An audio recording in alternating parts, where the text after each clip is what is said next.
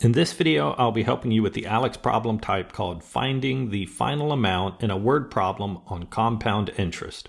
We're told here that $2,000 is invested at a rate of 2%.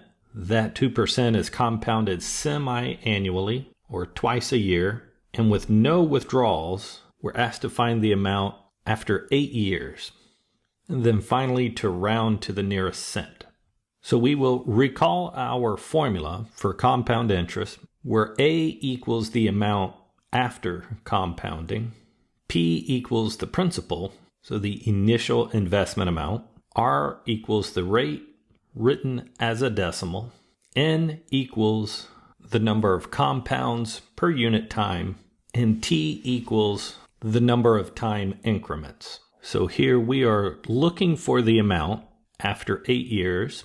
The initial principal is $2,000. Our rate is 2%, so writing that as a decimal would be 0.02.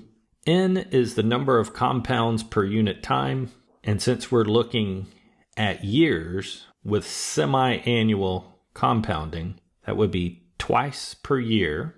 And then our exponent is again that 2 times the number of years here, which is 8.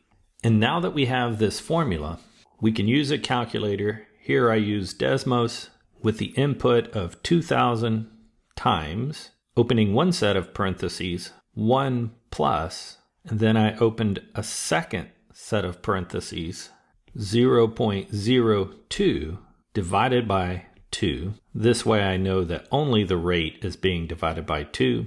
Closing the parentheses using the caret, and then I opened another set of parentheses to make sure that both the 2 and the multiplication with 8 would be in the exponent before closing the parentheses. Desmos gives us both the visual for the calculation we just put in, what that equals, and since I'm rounding to the nearest cent, I'll look behind the cents, and with that 7 I will round up to $2,345.16.